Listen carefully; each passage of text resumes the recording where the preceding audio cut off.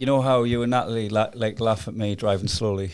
Oh, yes. Mm-hmm. Did you know that Natalie had set alert in the car that lets us know when I'm doing over 80? How do you know that, considering that's never happened? Did she just tell you? Is this just information that she's told you after 6 months of having the car, and she's like, Rael, this was going to be a fun prank to play, but considering you've never gone above 80 miles an hour, it hasn't paid off. She was driving and I was like, what's that beeping? I was driving to Newcastle. I forgot. I could have mentioned it on the last podcast because we've done one since. But when I was driving to Newcastle, because you know how that car likes to beep. Mm-hmm. You know, it's like, oh, you're about to crash into the car in front of you, and you're like, oh, thanks for telling us that. But I could see by the car with its brakes on in front of us. It's like it just likes to beep and tell you stuff's happening. It sometimes beeps again. It's foggy, so I'm not going to beep anymore because I can't see. And you're like, oh, thanks for beeping and telling us. It beeps again. It's doing 80 mile an hour. And Natalie just looked at me. Oh, I forgot I set that.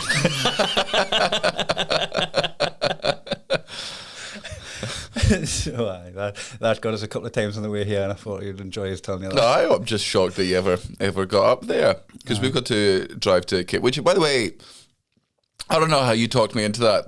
Have you seen the other alternative? Aye. Right. So we're going to Cambridge, just Cambridge. It used to be Dublin. Right, we're going to go... Cambridge did not used to be Dublin. No, Cambridge used to be Dublin. That's really inaccurate history. Anyone, don't listen to it. He doesn't know history or geography. He's made that up. You know how you've got Derry and Londonderry? You've got Cambridge and Dublin, Cambridge. Right. So this is what's happening. I'm chatting to Molly now, right? Dublin's been rearranged again. Mm-hmm. Mm-hmm. Oh, and by the way, the Aberdeen gig was Friday, like I fucking said it would be. Guess who was wrong? I'll give you one guess. Me? No, Marlena. Oh. I was like, this feels like it's me. I was like, it's on the website. It's on the website. It's the Thursday, but it's on the website. It's Friday, but it's on the schedule as the Thursday, which was right. She was like, it's the Thursday. It's the Thursday. I'm like, is it? Are you? And I just kept double checking with her, and then eventually during one of my double checks, she double checked. So it's Friday, the 28th of January, for any of you fucking dirty jokesters. What a clusterfuck.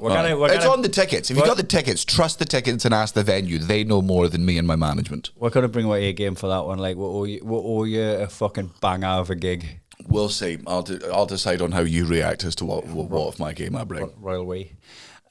So we're going to Cambridge, just Cambridge, for a gig, right? And this is how you and Molly and I had it down, right? Mm-hmm.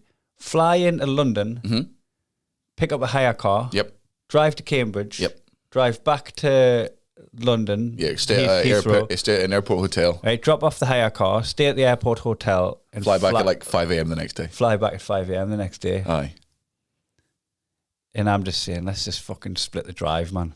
Let's just get it done. That's a 9 hour. That's a 9 hour drive with charges, with you not doing above 70 miles an hour. I'll do in your car. The cruise control does all the braking for you. I just think, like, even knowing you, like, you're going to have to now deal with a hire car place. You're going to have to deal with a hotel. You're going to have to deal with the people that check you in at the airport. There's just so many fucking other people that you're going to have to deal with. You're going to get back way later. But they're all airport people. Like, it's literally, and I don't mean this to sound as fucking, but like with car hire at airports, you just go in and you click your fingers and they go, yeah, it's that one fucking there. With hotels, you just, even when we got booked into the wrong hotel by our terrible travel agent, who booked we into the North Terminal when we're flying from the South Terminal. And even though the North Terminal has been open in 3 years, but nonetheless, why would you double check things when it's other people doing it at 4 a.m? But that, again, we got there, we're at the wrong hotel, and in those moments I always just go, cool, we're staying at this hotel. That's what's now happening. Get us the newest rooms. That's all. Hotel staff suck, but airport staff suck. But hotel airport staff are normally, they get the fucking deal. They get that you're arriving late. They're not like, hey, how was your day? And you're like, none of your fucking business. Check me in. Anything that's small town as well, where like if you turn up after midnight, they're just absolutely baffled. Yeah, they're but your booking was for yesterday. I know, but I'm still counting today as yesterday. You see me entire booking. I can turn up at any point, even if I turn up like an hour before check out. That's my room. I've paid for it. Yeah, I know you said check-in was from after fucking 3, but I wasn't waiting outside at 2:55, being like, "Fuck, I hope they let me in soon." I cannot wait for those pillow biscuits. Pillow biscuits. Aye. I used to get chocolates on the pillow. You used to, the only way you used to gauge hotels was... The biscuits, it's just the fact that you put them on the pillow in this particular hotel. The biscuits, the Wi-Fi. Is that wrong because they get crummy? What was the third thing? I guess so, yeah. Free Wi-Fi. Free Wi-Fi. Because the biscuits. Yeah. And there was a third thing. I was like, nah, it's a good hotel if it's got these three things. What was the third? Fit staff. It's probably just so common now, like a double bed. Oh, no, I always... Because I think it's either Travelodge or Premier Inn. It'll be Travelodge because that's the worst of those two. Where they were like, they didn't used to give free internet. And you're like, it's illegal to not give someone internet in France. You know, how are we behind the times than France? How's that possible? You know what I hate when and this is a lot of hotels. This is most of the hotels. They're like, here's your internet, or you can pay for the good stuff. You're like, just give us the good stuff, you tight cunt. Aye. I'm here. It's there. Aye. It's fucking everywhere, Roy Kent. Are you enjoying Ted Lasso? I've finished it. You finished both seasons? Did you finish season 2? Yeah. I called how it was going to end. Aye. I'm not going to spoiler it because people might still be watching it, and if you're not watching it, you fucking should. Like, you legit should. It's just a very warm glass of hot chocolate after a cold day with your feet up by the fire. I'm not sure if I mentioned it in the last time we spoke, but I'll mention it now. If anybody liked Schitt's Creek and you've got a hole in your life where Schitt's Creek used to be and you just liked being around those characters and that vibe, you can fill that hole easily with Ted Lasso. Aye. So I've been watching that.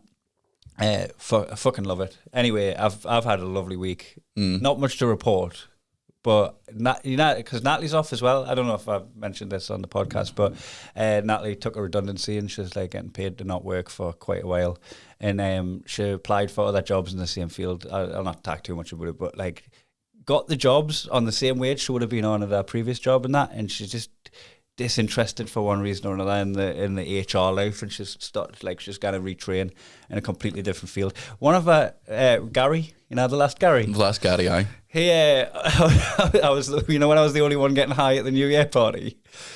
I tell you this, yes, where everyone was drinking, yes. I was getting high on something sweet, and I was the only one there high. And there was another lad that had like a couple of talks, but I was blazed. And he just went, well, you'd rather be on the bottom rung of a ladder you want to be on than the top rung of a ladder you don't want to be on, right? Which just sounds like wank. But I was just like, that's fucking real shit, that, like, Gary. That's some fucking real shit, that, Gary. In a room full of people that work in the fucking corporate sector. You're like, aye, you know what? You're right. That just feels like one of those. Did he learn that from a poster that had a kitten on it? He learned it from an open spot. I quit his job. It's true though. I'd fucking rather be trying to make me way in comedy than fucking, doing well at the sports centre. Aye, but I guarantee that's only true for half of people. I guarantee there's people out there, and I don't not agree with them, who are like, I would absolutely rather be a multi-millionaire doing a job I fucking hate than, writing. Even though writing's my passion, I'm shite at writing. I can't be asked breaking it. Praise. I'd much rather be doing fucking gear at the stock market every Thursday afternoon. I'm miserable. My wife definitely cheats on me, but that's fine. I cheat on her. I get paid $3 million a year. That hedonistic life. Aye. Oh man, I watched that documentary about the banks. Imagine there's loads. I think it's Inside Job, I think it's called, on Netflix. Aye. Because we have, I've got to tell you this now, we'll have Marvel Mondays and Documentary Tuesdays. Mm-hmm. Right, I'm going to get to that in a second. What was my point? I don't know. Natalie being off. Aye. Which gets me to that. We've structured our week, right? Because we're both off together to class. We're off for the Christmas there, we're off all of January, and we've started deciding that we're going to structure our week, and we're going to have something on each day that signifies it as that day. She doesn't start a job till February. I'm training at the bottom rung of that ladder.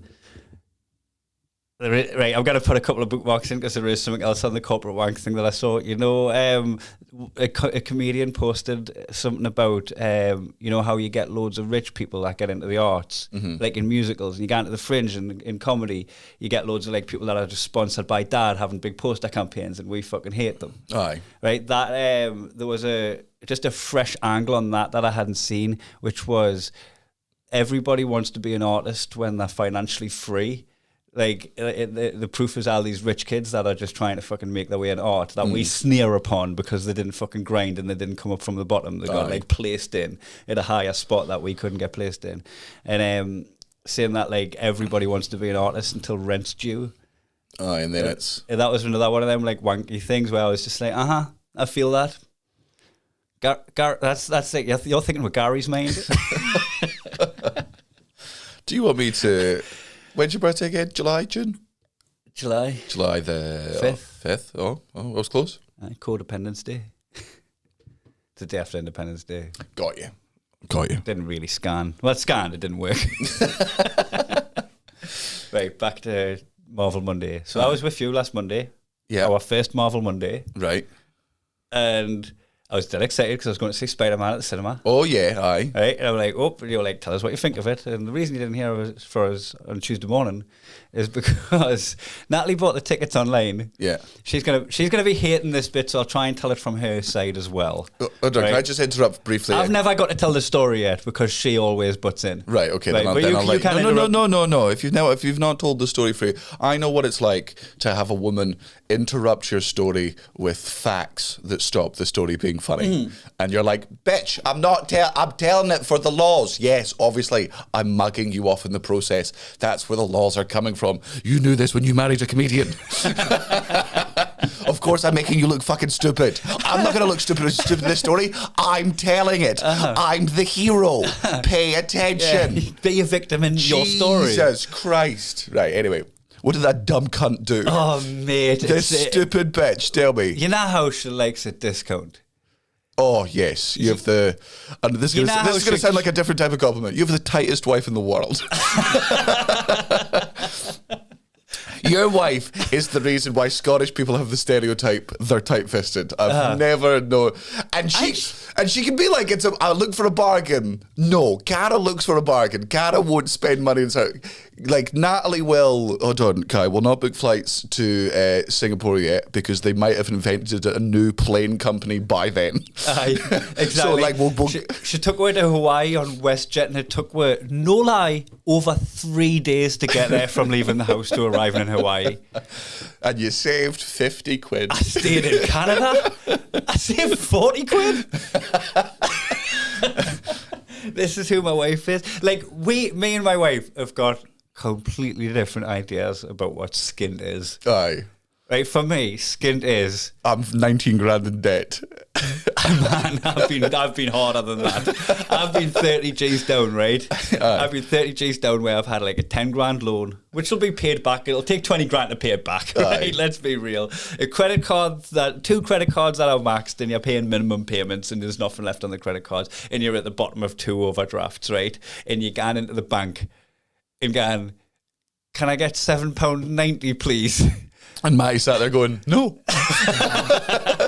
But you want to go to the pub? I'm like, I'm going to need that though. Can I get that? They don't give you £7 at the cash point, so I need to get it at the desk here.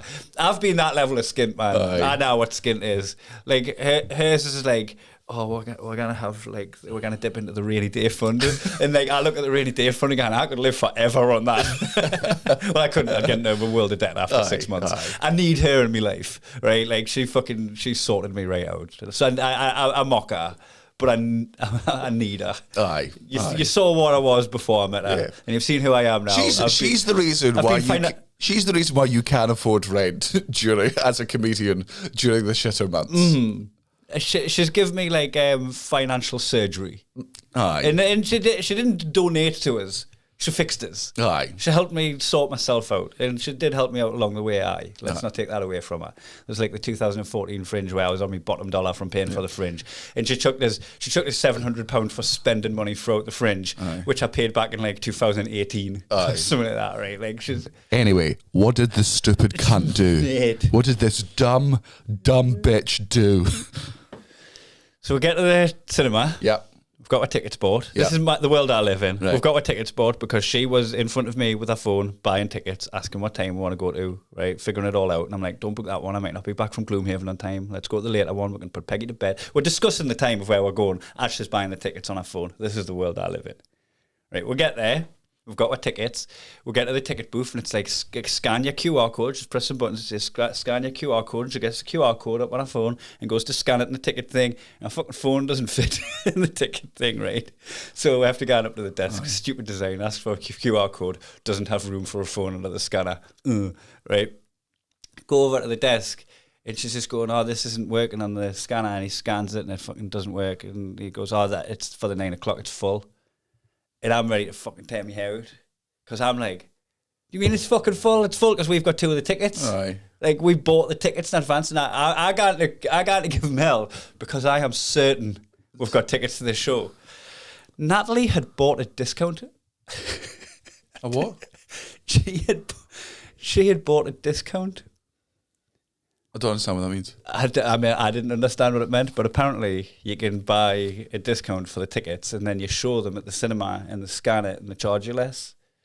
So you pay like, I don't know what it was through. I don't know if it was through some app, but or like a Groupon type thing. Yeah. All right, so that's literally you. Like it's like buying somebody a 30% discount next time you. So without the ticket itself, she bought 30% off the next ticket she was going to buy. You know what? I'm not even sure if she paid for it or if she just booked the discount. I don't, mate. She's tried to explain it to us a bunch of times, which is why she keeps jumping on the story. Aye. Right? But the story is, nonetheless, she spent the time she could have been booking tickets, looking for a discount, getting a discount on the tickets, and she said it's just like in the cinema's defense. Like, you're like, I'm not going after the cinema here. Because I nearly did. I nearly went after the cinema. I was fucking raging with a guy, and she had to push us back, and still couldn't explain to us why she was pushing us back. She's like, I didn't buy the tickets. I'm like, well, what the fuck are you doing? Why are we at the cinema then? And she was like, well, it's £4 cheaper, and I don't have a job. And I'm like, but you got given quite a bit of money to not day out. The reason we're not doing anything is because that was the decision we both made. And I'm still working. Aye. I still do my gigs. So it's not like we're not living on beans. Nah. But and if you are, it's through choice. She saved £4. And I'm like... And also 3 hours of your life because you didn't see the fucking movie. I'm like, we spent it on petrol. So she used the discount to buy tickets for the next day. Oh, right, okay. And we walked away with the tickets. And she said, like... Because I was saying, what a fucked up system that is. You're getting a discount on the off chance you're going to have a seat. Aye. Or you can buy a ticket. Obviously, buy the ticket. You're getting like off-peak rates is what you're getting there. And she's like, nah, it was my fault because I could have still bought them online, but I just thought it would be easier to do it at the counter. It's a fucking Monday night. There's people at school in the morning. It's 9 o'clock. It's a kid's movie. I'm like, it's not a fucking kid's movie. Spider-Man is not for children. Oh yeah, if it's for children, then how come somebody died in Endgame? Explain that with your science. Stop it. I'm crying already. So we went on Tuesday. So our first Marvel Monday was Documentary Tuesday, and our first Documentary Tuesday was Marvel Monday. See, I like having somebody in my life who is looking out for discounts and stuff, because I am, and I will hold my hand up here, I'm shite. I was with Kara's parents a couple of weeks ago, and they were talking about haggling, and I'm like, I've never haggled in my fucking life.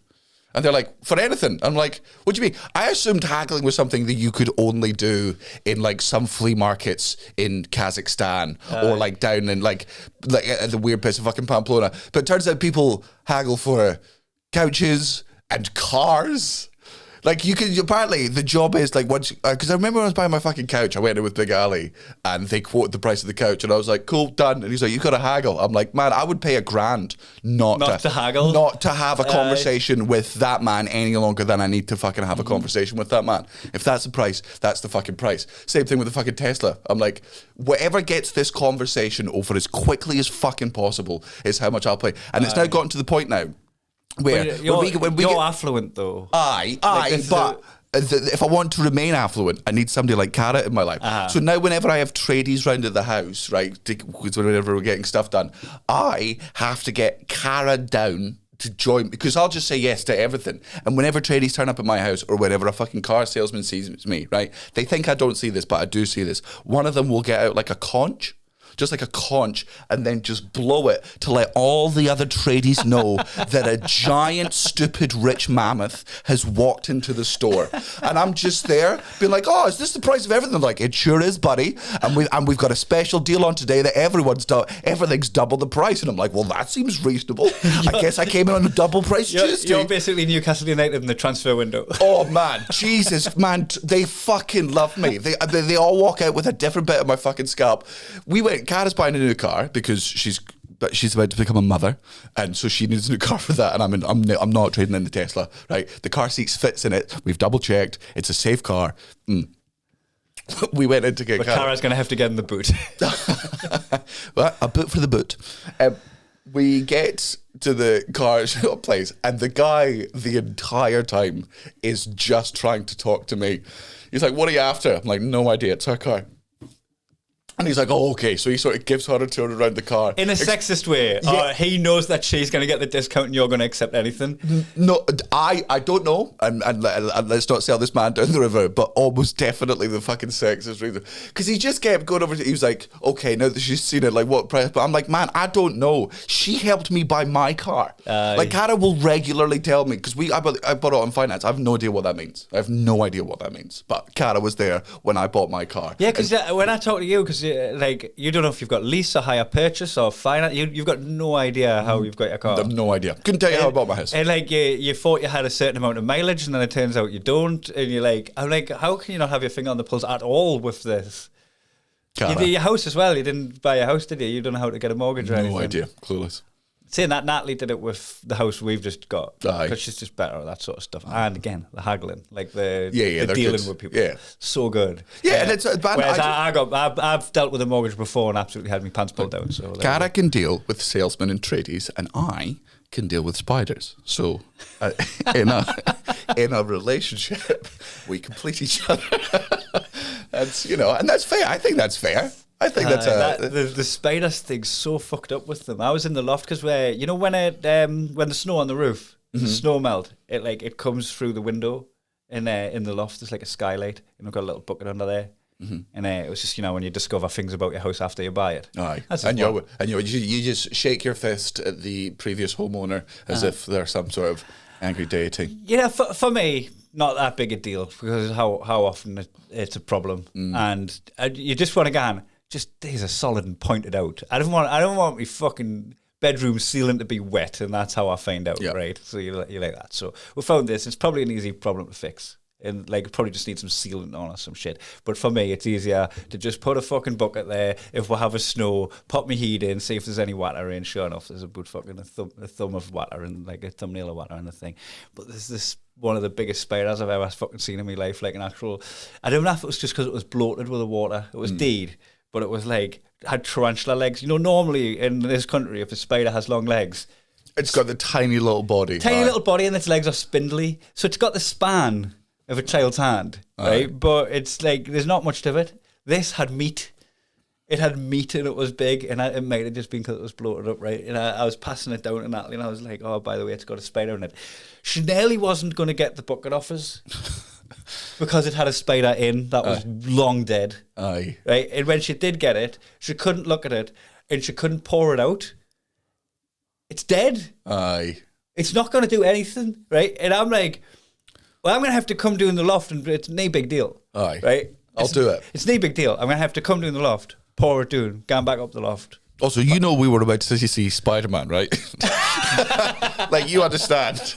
We were just about to watch like 2.5 hours where this features fucking heavily. Is that why you bought pretend tickets and we're no longer fucking, I bought the wrong tickets, I guess we can't go. Is there any chance we can go see, I don't know, like Rat Man or... She stood on her chair the whole time on the Tuesday. That's nice, isn't it? Aye. Well, aye. So I had to get down the loft because she wouldn't look at it or flush it.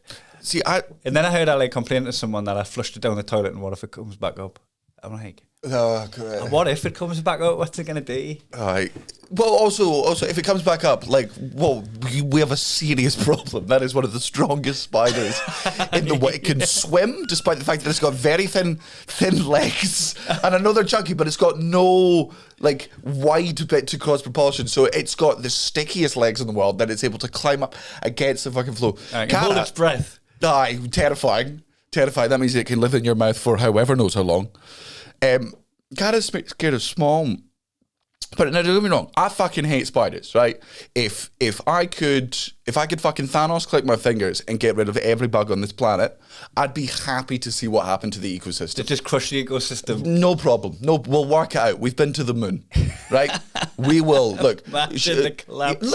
A couple of billion people will die, but after that, we'll work it out. Just have one good holiday where I'm not being bitten. Aye. They're just gross. Bugs are gross. What ruins outside bugs? Oh, can I go pick up that pile of dirt? No, there's probably a fucking centipede in it. And they walk all weird. It holds me back. I love picking up muck. All the time. So, now I can't. I can't live in the free world that I want to fucking live in. I think spiders are fucking gross. I get it, right? But I'm also, it's like my fear of heights where I've got this illogical fear. And I'm going to try and just be logical around about it. I'll never go towards a cliff edge because there's logic there. I don't trust anyone else in the world. And also, I don't need... I'm not... Do you respect heights? Is that what you're telling us? Yeah, because, if that's the case, I'm scared of fire. Yeah. but I'm not. No, but I have a respect for fire because... Yeah, I'll not let my fear of heights get in the way of things. I'll go on roller coasters. I've been at the top of the Eiffel Tower several times. If I was at the Burj Khalifa, if I was ever in that fucking shithole country, I would go to the top of it. What's the Burj Khalifa? The fucking tallest building in... Oh, the Burj Khalifa. Aye. Burj. That's right. Remember when I used to say that for no, you didn't. Yeah. Did you Burj? Oh, aye. That weird fucking only from your street thing. Not even my street. I heard one guy saying it when I was younger. I took it in adult life. Did you Burj? So I will respect... Yeah, but you also saw me at the fucking hotel in Austin, which was those horrible... That fucking horrible type of hotel where it's either a triangle or a square, but all the balconies are just looking down into the fucking lobby. Yeah, the internal balconies. Yeah. And it's it's just hollowed out all the way to the top, and it's fucking massive. Yeah. So the whole time, Cara's looking over the edge, and I'm walking to the next wall. I'm I don't need to see that. I don't enjoy the view. The view doesn't make me fucking look good. It gives me the fucking heebie-jeebies the most. It had a fucking windowed elevator where you could, and I was I'll just face the door. I'm logical about it. Same with spiders.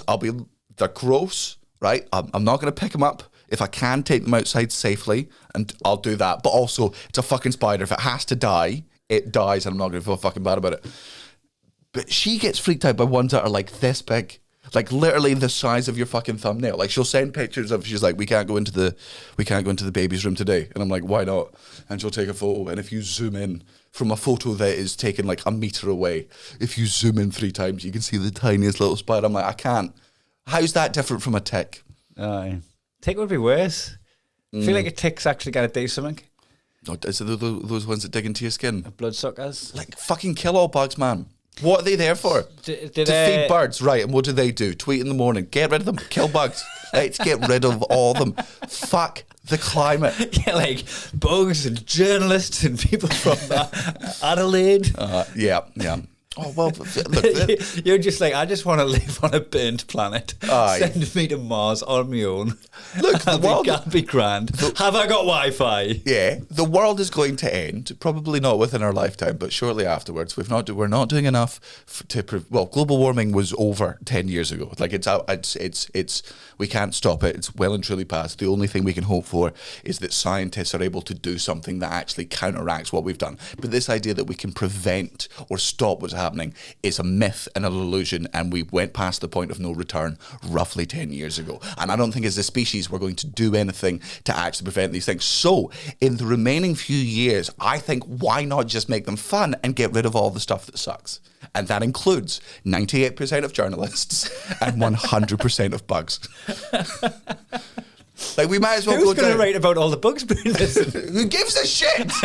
Who gives a shit? They'll probably say, oh, on the left-wing media, they'll print that the right-wing did it, and on the right-wing media, they'll print that the left-wing did it, and they'll do that so they can get their little fucking advertisement clicks, and while they sell out their own fucking profession. And if we just ignore that, in the last 20 years we have on this planet, we can't read any news, and we'll just be happy. There won't even be need for newspapers, because one, you're not interested in the news, and second, you don't need it to swat away flies. Why? Because they're all dead.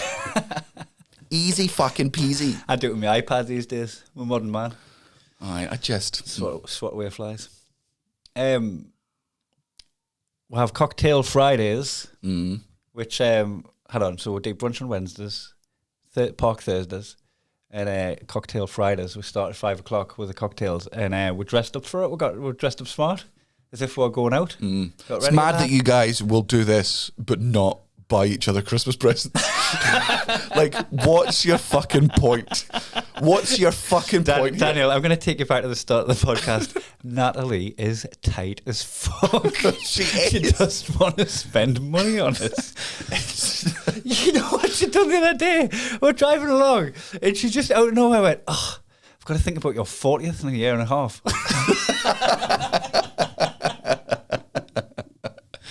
I was like, oh my God, do you want a divorce? She's like, do you miss smoking at all? Do you want to get back into it? Do you want to start smoking again? I don't know, like a pack a day, 2 pack a day, make yourself happy. And I got high again because I've still got weed. I got high on Cocktail Friday, and I love my dog anyway, but I just love looking at my dog when I'm high. I don't look at her like she's a dog anymore, right? I'm not going there. I don't look at her like she's a person. I look at her like she's some fucking extraterrestrial that's just in this strange world, and she's just adapting to it. Just like, man, what a weird extraterrestrial. Like, what kind of alien race do you think was like, shall we send our best man? No. Shall we send someone that's going to report back? That's going to end it? Nah. Let's send our youngest, dumbest cunt. Oh, mate, but that's... You know what? If a fucking child human ended up on a fucking alien planet... We're getting into Superman territory. Do not compare your gay dog to Superman. This is like when Elliot got high and invented Planet of the Apes in front of us. He done it in his set, but it was fucking me that called him out on it. He just was like, oh, he's on about animals evolving at different rates and then them taking over and that. And I was like, you mean Planet of the Apes? It's like, oh, I just invented Planet of the Apes. She's just a weird looking thing, man, especially when you're high, because you know, I always joke that she looks like a teddy that's been brought to life. Aye. She looks like a teddy, but like, you know, a knockoff teddy that's not even like a brand, like it's not like, it's just hashed together teddy. Aye. Like she's got so much fur on her face now, and she's got this little like black slit of a mouth that looks like it could be smiling, but it's mainly straight. And she's just like looking around, and I'm like, I'm high as fuck, and I'm looking at her, can anybody else see this? Can anybody else see this? Is this just Natalie? Can he see this? She makes us laugh a lot. I feel like that episode of Rick and Morty where they've just got that little, you know, Mr. Poopy Pants slips with him. They don't know how he got there. Aye. It's like, I've got that living in my house. Just going, you live here now, do you? It's just a lot of fun. Mm-hmm. We are now at the stage where there's food in the house that has an eat by date that is after the date of our alleged son is born. Aye. Cara was like, that's a harsh reality. That, like, man, that burns me when I'm doing the Fringe. When I'm writing a Fringe show, and the milk says 3rd of August. Aye. It's not the. Fuck knows what that's like. It's that's not just the milk. Like, it's not the milk. This month's gonna be tough. It's not the milk, but it's like it's bread, it's biscuits, it's not like tin food. Obviously, that was true a year ago. But it's perishable food. Aye. Like, I think I'm pretty sure there's milk that goes out of date, or orange juice that goes out of date after. It might be a juice, but yeah, there'll be like fucking hell, like refrigerator items. Yeah. Well, are you how are you enjoying this? Is she on maternity now? How does that work? No, she's working from home and that. Is she just? Aye, I think she takes maternity like she's cutting it fine. Like she is trusting that this baby is due the day it's fucking due. She's like, it's due 14th. I'll fucking it's due 15th. Sorry. Natalie's convinced that you're in for a real shock. I mean, I'm not. I know, because she's like, because he doesn't think he's in for a shock. Unlike everyone else that we know, I was raised fully around children from the age of 9 up. No, mate, but you are also being raised also. I feel like you've got to have a bit more respect for it than that. I do. You can't be like, I've seen it done. It's like a doctor. Is it what fucking is it South Park or something where he's like, is there a doctor here? And he's like, I've seen Quincy. At no point have I said it's going to be easy. Like, I'm very aware of how difficult being a parent is. It's just way easier than 75% of other cunts make it look. Oh yeah, that's my view of it's always been like, I've seen people less capable of me do it. Man, right? But I feel like what's going to be a shock for you is you love being in control. You like having control of stuff. Yeah, but you don't have control with kids. You're not going to get what you want. You hate not having what you want. Yes, I hate not having what I want with adults. Right, I am able to differentiate between life with adults and life. I'm not going to be fucking sitting with people being like, but it's 9 p.m. I said go to bed. This is bedtime. I'm not retarded. Like, I'm very aware of what it's like to. Man, we're not rooting for you to be in for a shock. I changed. But like, I hope he's aware. Yeah, man. I had to put my brothers to bed. I've changed fucking nappies. I had a disabled fucking sister until I was 7 years old. I'm very aware of what it's like to be. But that means your mum and dad are good at it. But you think I wasn't involved in the process? You think I was fucking swanning around in a little bathrobe, being like, and now it's time for me to be served. They also had a 9-year-old. Imagine how hard that is. And then when they had Matthew and Jack, I was fucking 10 and 12, and all through their bits, I had to babysit constantly. My parents were going out and living their lives. Again, I'm not saying it's easy. I've never once claimed it was fucking easy. You've just been on the cold face, like not as the main person, but you've seen it in action. Because I would not, because I'm not considering having children just new, but I would never look at like, oh yeah, I used to look after my little sister. I would never look at that as like babies are fucking easy as long as you know what you're doing. But it's difficult. They're easy in the sense that there's only 4 things you can really do with babies, right? Mm-hmm. You feed them, you burp them, you change their nappy, you try and get them to go to sleep, right? If none of those things stop them crying, you do all 4 again, and then again, and then again. And if it's 3 or 4 times, that's when you go, right, it could be colic, it could be all these other things, that's when I'll take it to a doctor. But babies need 4 things: sleep, food, burped, and changed. That's the first month of their life. Those are the only 4 things you have to fucking do because they've got nothing else in their brains apart from that. Then after that, they start becoming little people, and you're like, okay, well now I've got to, because I mean, just keep the bumpers up for them. You've just got to. They're going to be all over the place. I'm just going to try and steer them. You don't even have to fucking baby-proof your house for the first 3 months because the baby, unless you're putting your baby right beside a fucking plug socket going, I dare you. I fucking dare you. It's not moving anywhere. The difficult things are going to be sleep, which is fine. I mean, it's not fine. It'll be shite. But like that's the job. That's the deal you make with the devil when you decide to have a kid.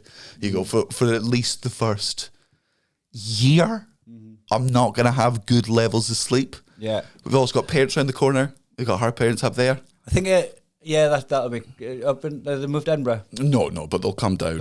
If you make a single request. Yeah, like he's chatted about like aligning your own expectations and stuff. Yeah. Like just to make sure that you are working as a team and you are on the same stuff. And that the whole thing is us against the baby. That would be such a stress if like you were clashing way apart. Like you and Cara definitely won't, because they've got correct lines of communication. But you know, relationships that are a little bit toxic anyway, and the one-upmanship within the relationship, if you had that with a child, that would be fucking really stressful. Well, but also, like, I want to do, when the baby's born, I want to do 75% of the work. I don't want it to be a 50-50% split at the start, because you feel like you're in debt. Yes. Man, there's nothing I can do at the moment to help. Like, when your missus is fucking in the third, I mean, look, all pregnancy sucks. But like in the third trimester, man, it's just, she can't fucking sleep. She's up every 1 hour or 2 hours pissing, right? Her sleep is fucked.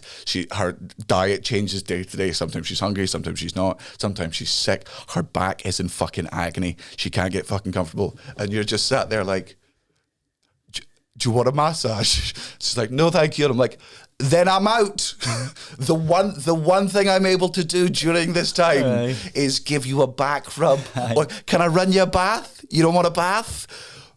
Do you ever ask if she wants space? Do you want me to fuck off? No, but I should. That was like the second trimester when she was like, please stop asking, because I was like, right, sorry, is that what's now annoying? It's just me going, I need to help, and not. Yeah, coming on the podcast was cathartic for her with that. Yes, aye. She's just like, please shut the fuck up and understand the shit. Man, I don't mind being and she can quote me on this, and I don't mind being the one that changes the first 100 nappies. Because, like, again, I've changed nappies before. It's gross and it's shite, but that's what it is. Yeah, I wouldn't be asked about the changing nappies thing. This is the same as, like, I'm not asked about fucking picking up shit with a dog. No, like, I'll definitely, like, thank God babies don't understand any shit, because if my baby understood, like, social things, I would give it such a complex about shitting within the first 3 months. Because I'm going to retch. Like, it's bad. Shit stinks.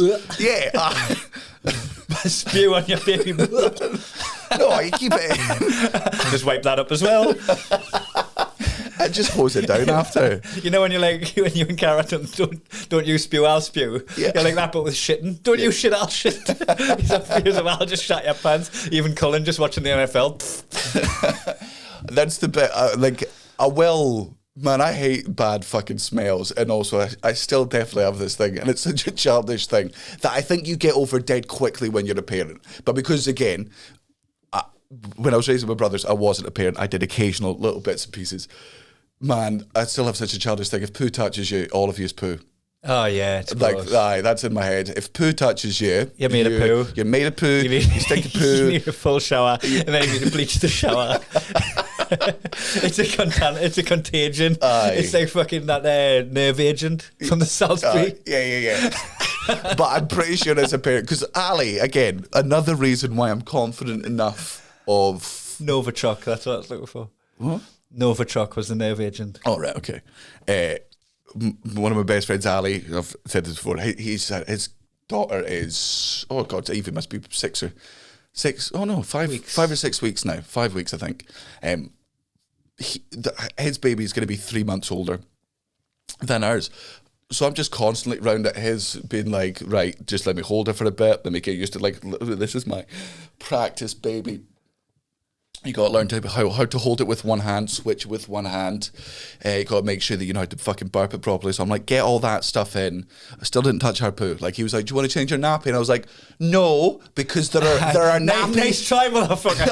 Aye, but there's nappies in abundance in my life very soon. As much as I'm like, oh, you know, it'd be nice to I'm not. Aye. Like, I'm not getting previews in for nappy changing. Yeah, aye. There's like with other people in my kid as well. Like, if you want to feed my kid, I'll let you feed my kid. The cleaning up spew and cleaning up shit is objectively just the parent's job. I'm not going to be one of those ones that's like, can you do me a favor? Can you change the nappy? Motherfucker, that's not my baby. I'll cuddle your baby. I'll try and rock your baby to sleep. I'll feed your baby. I'll entertain your baby. I'm not burping your baby, and I'm not changing your baby's nappy. That's unreasonable. I would if I was like if I ended up like in custody of the baby while you did something. Like, you had to go and do something right. But I wouldn't even do a preview nappy wipe change then. I'd be like, next time you need to change the nappy, show us, and then I'll do it for realsies when I need to. But I'll let us like see what you do. It's dead easy. You take the nappy off, and then you got what? I thought you just layered them on, like, you know, and some people paint over the wallpaper. You wrap them up like pass and parcel, but like, this baby fucking reeks of shit. Well, he must have touched his poo because now he's become poo. You know the rules. Yeah. You use these 3 fingers, and you grab one of their legs, and you grab the other legs, and you just fucking yeet them back. So you pick them up like a 6-pack? Aye. And you lift their little pack off the ground a little bit, right? And then you have to get a cotton wool bod. You can't use wet wipes. No wet wipes? Not until they're about 3 months old. So baby wipes? Nope. Are not for babies? No, they're not for newborn babies. Only thing you're allowed to use on newborn babies is like cotton wool pads and you dip them in like warm water, and then you just fucking... No, my mother used to use baby wipes, so I'm alright. Bullshit, it's like, I've turned out okay, look at my horse.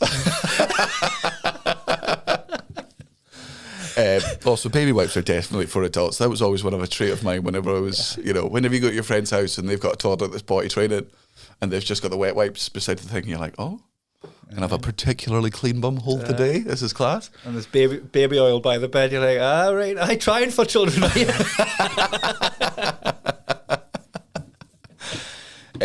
We've got the PPTPs. Oh yeah, you've got the little fucking wigwams that you put on. Yeah, you just got to snap your baby's cock out. You've got to put that over there. You wipe, and then you put it on, and then about 35 minutes later, they'll shit that one, and you've got to do it all over again. And it's How often do they go on? Oh, I'm going to. They get fed pretty much every 2 to 4 hours, and they'll shit at least once after each one of those, and then they'll also just piss on a whim. And also, whenever you are changing their nappies, they'll also just piss and shit then. That's what I've noticed with Ali's one. Is like, he's like, whenever we're changing the baby, he's like, don't stand there, stand over to the sides, because there's just something about the fresh air hits their little tushy, and they're like, oh, then the projectile. Yeah. I'll shit and piss in the wind. Look, it's going to be very fucking difficult. It's going to be really, really, really hard. But you know what? I think like, you're going to enjoy the project side of it. You're going to be like, this is what I've committed to. This is what I'm doing. Also, I've got a much easier start to fatherhood than most other parents. Like, I get all of the time off for this. You're blessed with dual grandparents, both sides. Yes. Right? You're blessed with financial, not just stability, but excess. Yes. So, and that leads to, can take all the time off and be as... on point as I want to be, which is very on point since I've wanted to be a dad since I was very young. You're blessed with having a in-house childminder. Yes, one that, again, see, Cullen's one of the ones I was saying this to Cara, I'm like, I'm not going to make Cullen clean up the... No, but you'll be like, keep an eye on her while I pop for a shit. It means that you've got like eyes on the baby. Yeah. Just make sure it doesn't fall off of that thing. Just like, just pin it down. Aye. Just pin it down. If it's on its front, just push its back down and just make sure it doesn't go. He's just struggling. Big sweat on now. He's used up all his strength. He's gassing. He's about to tap. If Cullen's not there, what we'll do is we'll just get those like little 5 kilo weights from the Peloton, and I'll just put it over the baby's wrists. Just make sure it stays in one place. If you get a really strong fridge magnet, you can just stick at least one hand to the fridge. Just by the backwards baby grow. Yeah. Fridge magnet. Yeah. Look, some people will hang one of those bouncy things from inside doorways, but I think just strong-ass magnet, back of the head, back of the hood, onto a fridge. What a great fucking time. There we go. Bish, bash, bosh. Cullen's your uncle. And then our tactic is to just get, since we're at like, maybe not for you, but with us and like our friendship group, like we're some of the earlier dominoes to go. Like I feel like not me Blythe mates. No, you're like last to go. I'm last out of them. But out of comics, we had like a couple that like jumped the gun. Milo and Mark got off the blocks like back then. They were like dominoes that tip, but like didn't knock any other dominoes. Aye, they're like, but you're like, oh, like, whoa. Hey, none of us are ready for this game. We're just using our baby as incentive for other people to have babies, just so everyone else. So we're not missing out on the other life that everyone else has got. So we can be like, oh, good, we're all entering in this together. Thankfully, Brett and Mary are already there. Great. Maxwell Soraya already there. Aye. Like we're definitely pressuring Gareth. Aye. And objectively, and it's good because his missus is very, very clucky. Very clucky. Clucky. It's like Is it clucky mean like they're roosting? Aye, ready to have kids. Like just clucking for a fucking. Clucking for it. That's where it comes from. Yeah. That's Is what. it? Yeah, no.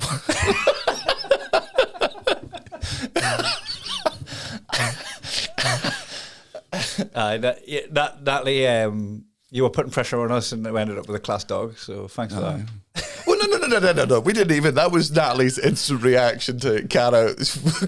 Natalie's reaction to Cara being pregnant was my favourite because it was the most real one that we had. Most people were just like, "Oh my god, congratulations!" And Natalie was like, "What? Are you okay? Really? Are we keeping it? What's the You? Now? She reacted Why? like you pranked your car. She gave you the, like, you've just dodged your car and you're like, was it your fault? Yeah. Have you got insurance for this? Yeah, are will you get covered? some kind of compensation? Like, how are you going to... Why are you telling us if you just intend on killing it? Like, couldn't you have just... Is there anything we can do? Hold on, can we get a dog? Just one hand there. The sleep is going to be shite, but... I wanted to ask you about that, about the not just the sleep, but your own personal entertainment, right? Like, have you had this purge at the moment where you're like, I need to get computer games out of my system, I need to, like, play different, like, because you've got all these hobbies that you like to do. Yeah. Are you just realizing that they're going to get stripped right back to make room in your life? Yeah, Like, I'm aware that... Well, man, to be honest, my hobbies are playing Xbox, which, again, I really only play fucking FIFA with Cullen, and then I'll occasionally play Halo Online with friends. So that'll come back. That'll go back. And or all of those games will have to be in, like, 45-minute increments just while the kids are sleeping. I'm like, Cullen, quick, no. Because I was actually thinking about you, because with Natalie being off work, we've made just loads of plans together, because it is a very unique situation where both of us are off. Yeah. And despite Natalie's actions, we're not broke. Yeah. Right? So we're both off together. The world's open. It's like, it's not the COVID restrictions that it was a while back, even though Natalie worked all the way through that more than most.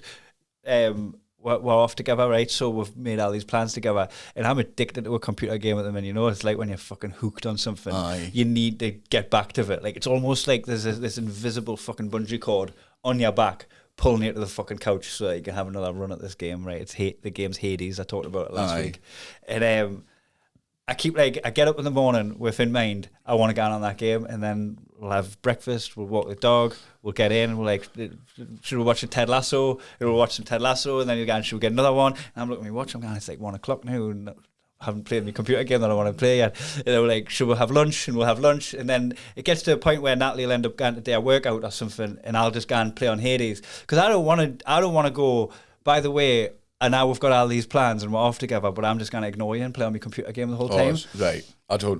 We don't have that problem at all. Well, she works. Yeah, so Cara works from home. I used to just go on when Natalie was at work. Aye. So during the day, I'm used to playing, well, because Cara's busy. So I'll just be playing my computer games. Or reading.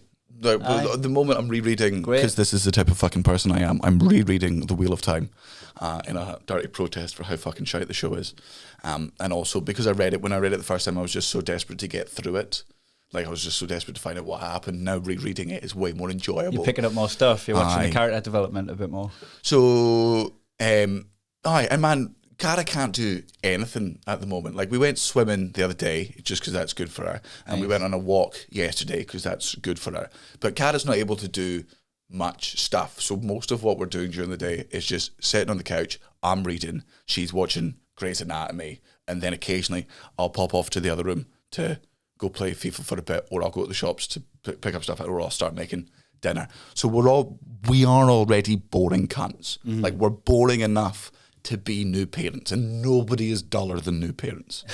They're the dullest cunts in the world. That's why we've got to swap you out of the podcast for a month. Because I'll have nothing I don't want to lose all my followers. I know. Just an entire podcast of me showing pictures of my child, be like, look, and it looks like he's smiling here, but he's not smiling. He's actually doing a poo. Anyway, I've got loads of these. Hold on, it's coming up. Hold on, that's him with the cat. Hold on, I must have lost it.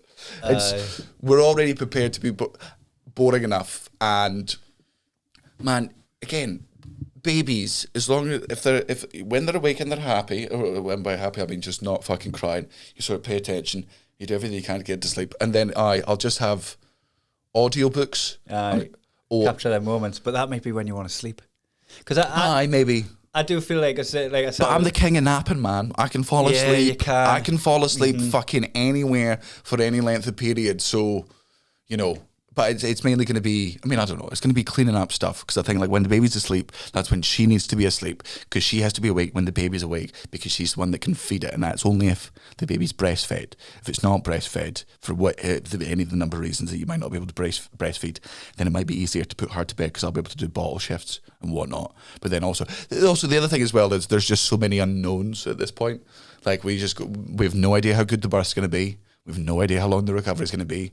Like, it could be, man, she could go into labour. Like, we could walk out right now and her water could have broken and we could go to the hospital and she could give birth in under 3 hours. And if everything was healthy, I could, in theory, be back at the house tonight with a baby. That is absolutely a possibility. The other possibility is the baby's like a week late, like on the 23rd of February, and at that point they're like, we have to cut this thing out of her. They cut it out of her, then we have to stay in the hospital for an extra bit while she recovers, and then when we come home, the recovery is way different because she had her fucking insides ripped out. Like, man, I don't know if I've said this before on the pod, but I always feel like they turn the women out of hospital far too soon. Far too soon. Like, if that had happened to your body under any other circumstances than having a child, they'd keep you in there and monitor you just for to double check weeks. God, man, something just being pulled out of your insides through your flesh. Man, you have to set a fucking driving test before they let you drive away in a car. Whereas you just give birth and they're like, go be a parent, don't raise a murderer or a racist or a cunt. And you're like, with what training? They're like, did you watch the 3 videos we sent you? And you're like, what percentage get this wrong? And you're like, most of them. Look at people. Yeah. Go outside and look at people. Most of them fucked up. How many people do you hate? Most of them. Right. Now, it took 2 worse people to make that fucking cunt. 75% of humanity, 75% of parents have failed at being fucking parents. So, good luck. Welcome to the lottery. And also, by the way, even with your best efforts, you still might just have a cunt. Mm-hmm. Some of those just exist. You could be the greatest parents in the world and he can still be a little fucking shitebag because of chemicals or whatever fucking teacher they get or whatever friends they fucking hang out with. Yeah, just some early experience that you had nothing to do with. Maybe you were two there. Maybe you were 2 on the ball with the baby all the time, and then when they were kids, you were always there for them, and then they just over-nurtured. They didn't get any fucking independence. Now they think when they cry that's the center of the fucking universe, and that everything should stop. Like, and you taught them empathy, but now you've actually made them too empathetic. Now they don't have the ability to tell people that are being bad to them not to be fucking bad to them. They don't have any self-respect. You failed. Also, here's a one for you that's going to blow your mind. You see some bad parents accidentally get it right. Yeah. Oh God. And what's worse is they think that was their fault. Right? Some parents do such a shitty job that these kids go, I'm never going to be like my parents, and because of that turn out to be sound. And those parents are like, I raised a good kid. Yeah, motherfucker, you were the fucking example. That millionaire rapper who had an axe to grind. Eminem. Aye. Is that what you meant? Yeah. Aye. I'm sure other rappers have bad parents.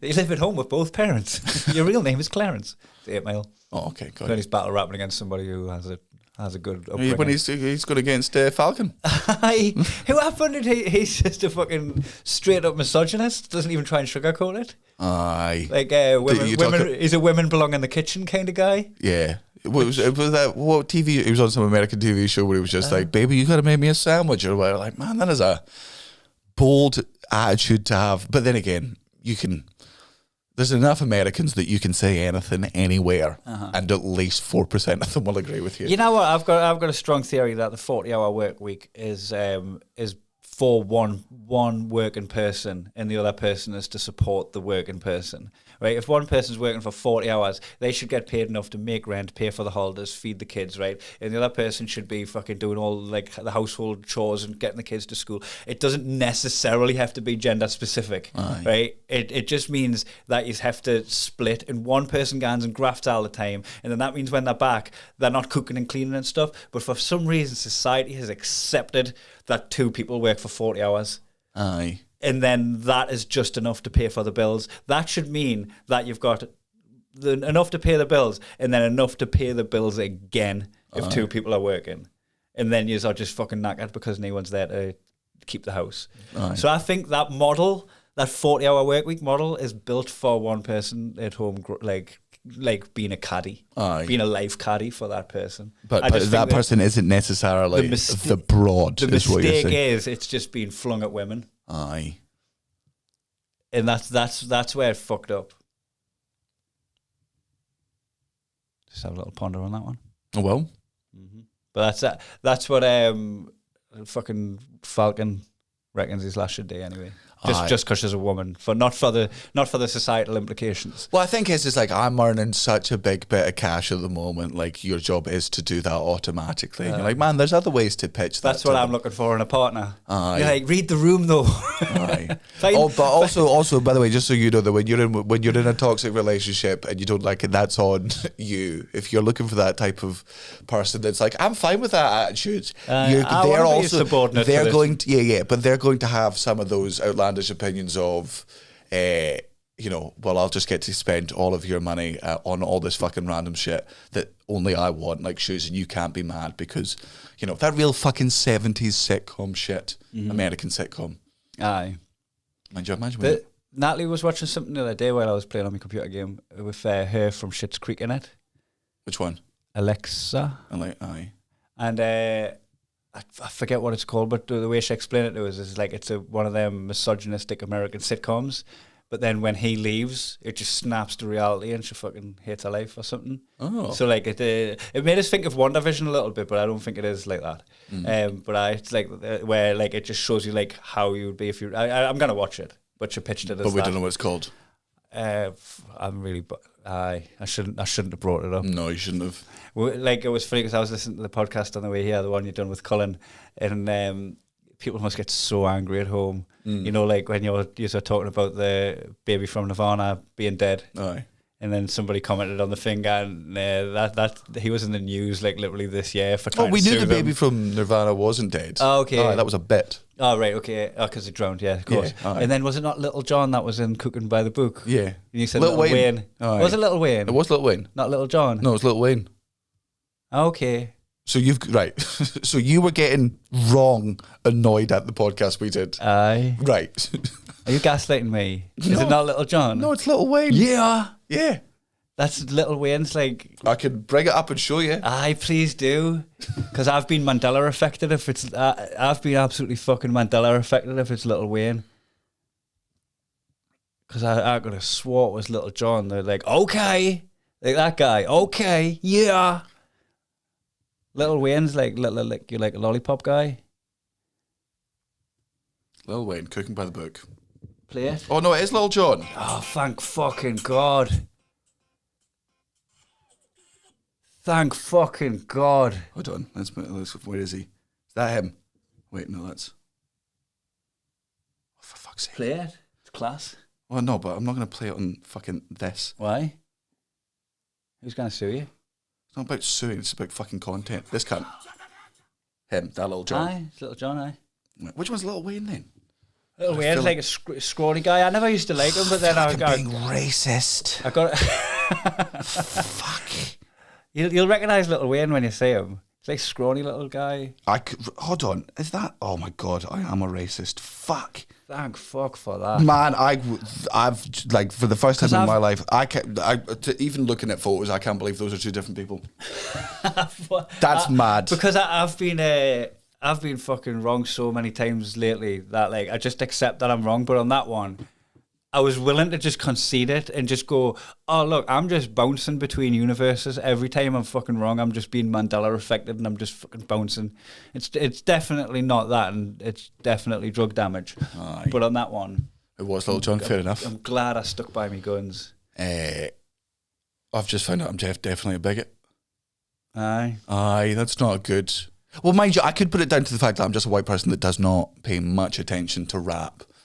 But it happens to me with football quite a bit, where like Jacob Murphy will score and I'll think it was Isaac Hayden, because like, it just feels like it's racism, but it's just an honest mistake a lot of the time. Like if that was like Sean Longstaff scoring, you're going, oh, I thought it was John Joe Shelby. Yeah, that common mistake. Yeah, John Joe Shelby is a very common-looking man. No, I remember I can't be able to remember it. There was the Arsene Wenger's 1000th game in charge. Well, they got battered. Well, yeah, they got battered. Fucking 6-1 by Chelsea. Samuel Eto'o and Salah on the fucking score sheet, along with Andre Schürrle.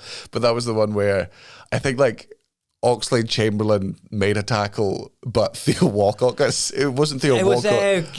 Kieran Gibbs got booked. He booked the wrong black guy and sent him off and stuck with it, even when like Chelsea players were like, "Hey, buddy, just let you know, it was definitely the other guy." Referee's like, "Nah, motherfucker, I never make mistakes. I'm a Premier League referee. Get off the fucking..." Absolutely mind-boggling. How the fuck does that look? Look, innocent mistake. Sure, it's an innocent mistake, but it's one of those innocent mistakes that when 20 professionals go, "Hey, buddy, you got that wrong," you go, "Whoopsie daisy, get him back out." If you stick to your guns, then your job is over forever, because that's you just being like, logic doesn't come into it. It's all about me. It's all about my fucking ego, my fucking personality. My decision is final, even if my decision is fucking wrong, because I'm the referee and what the referee says go. He should never have refereed again after that. Oh, he should have just been like, "Look, I need to take a good hard look at myself. I didn't think I was racist, but maybe there is." Like, it's not racist. But it's just wheel out like anti-racism is spotting racism within yourself, and just in this moment I've spotted racism within myself, and I need to have a look at that. I need to do something introspective, and he should have took that angle. Did he just put his head in the sand? Yeah, he did. And you know what? And you're very right. I should take a look at myself. So I'm going to spend this time working at the differences between Little John and Little Wayne. Right. So Little Wayne's got face tattoos, and Little John is the one with the grills. Oh, I think they've both got grills. I think Little Wayne has gold teeth. What's the difference? Oh, the grill's not like the fucking kind of full. Oh, for fuck's sake! I don't even know now. But did you see David James getting away with racism by being black? No. He was on the TV going, the African Cup of Nations is going to mess up a lot of teams because you've got who was the player? Right, he went Mo Salah, Mane, and then he said a Belgian. I don't know if he said like Yuri Tielemans or something. Lukaku. Is Divock Origi Belgian? I don't know. I think so. He said, because that would make sense because it was another Liverpool. It would have been another Liverpool player, but he just rhymed off 3 players that were playing in the African Cup of Nations, and he just went Mane, Mo Salah, just any other black guy. Saka. Good job, you're black, David James, because that would have been real cold coming from Jen Stelling. Meanwhile, the black community's been like, by the way, David James he's more white today. Hey, he's still one of our brothers, but just to let you know, he took a big step towards Caucasian today. Big crap step towards Caucasian. Just like, hey, I'm on his side still, but he's starting to smell a little bit like milk. That's all I'm saying. He also watched The Crown. Just take that as you will. I'm just letting you know, David. The Crown can't dance. Cannot dance. Before we wrap this up, 2022, hopefully it's not 20. What was the year when all the celebrities died and it was shite? 2016. When will you end? Aye. Bob Saget's dead. Daniel, you said on this podcast, you fucking jinxed a lot of people. Jinxed it last year. You said no comedians have died in a while, and we'll ponder over who was the last one. The answer was incognito, but I think we'll come up with Patrice O'Neill. Yes, aye. Or Greg Giraldo.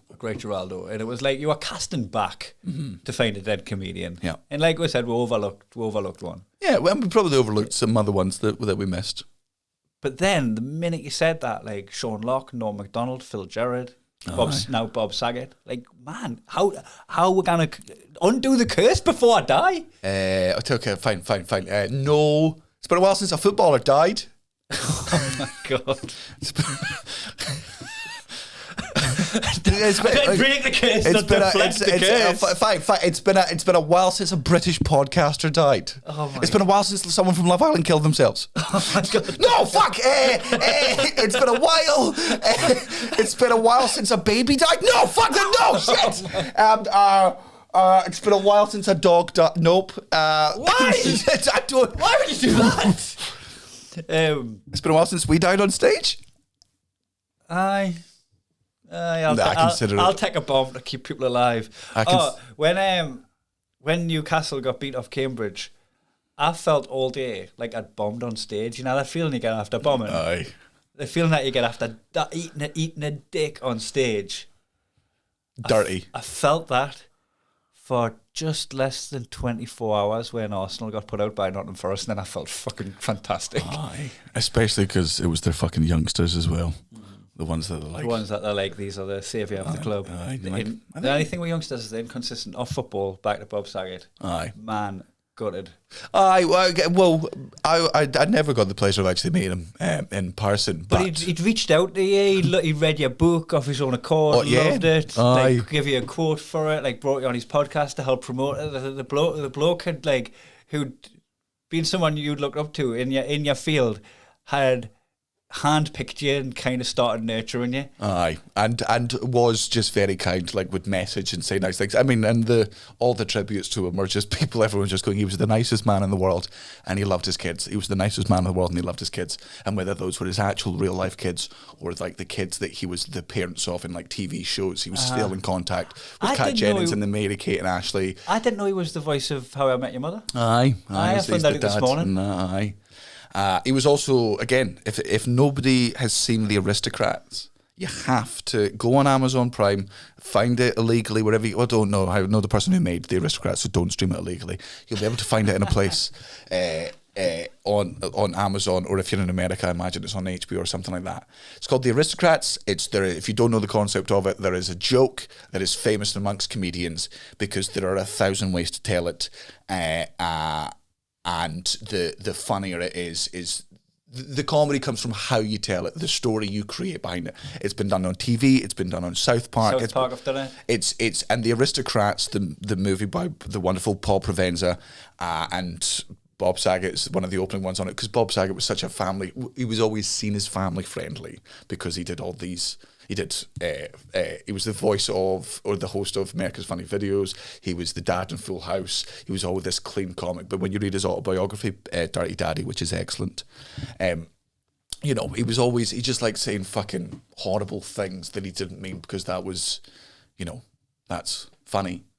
I forgot my point here. Your point is that he's died. Oh, well, I know that he's died. I don't think that was my point. You're doing like a little eulogy, like you didn't need to. Oh, did I? You didn't need to tape her off.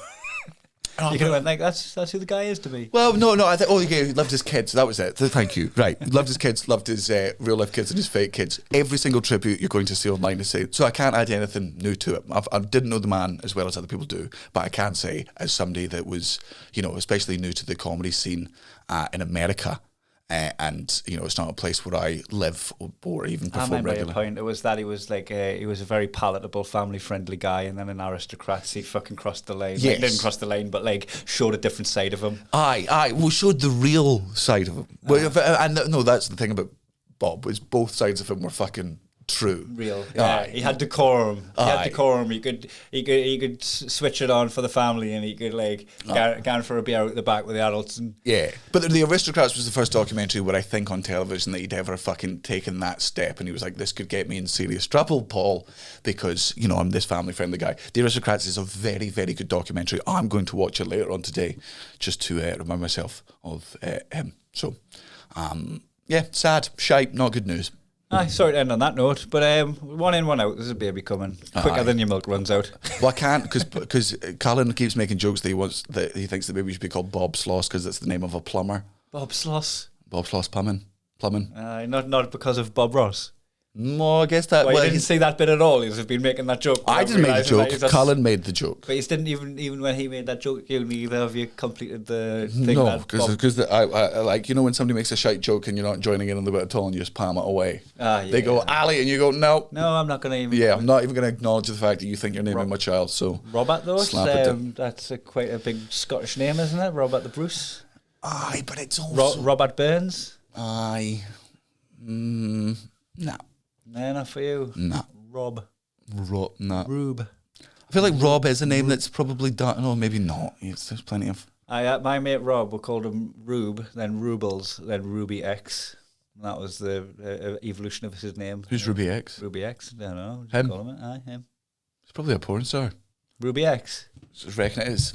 That was his nickname. I bet a 5 out there's a porn star called Ruby X. I reckon you're Ruby just going to get my mate Rubles. X porn. Ruby.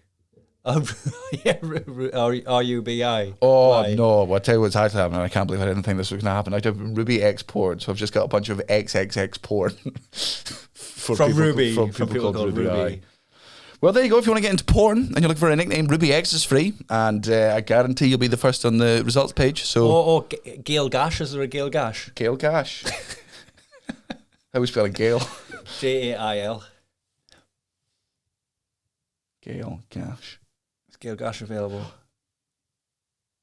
It's a person. Is it? Gail. Gash is a second name. Gail Gash beats husband Don to death with log. Crime news. Florida woman. While Gail Gash was only convicted of second-degree murder. Okay, so somebody called Gail Gash allegedly... It's killing it out there. Murdered a nice husband. Sorry, Bob Stagg, I guess that wasn't the eulogy you wanted. Oh, then again, I bet it was. He liked horrible, filthy jokes crammed in at the end of nice, sentimental points. So I don't think there was a better way to send him off than that. Or is he dead?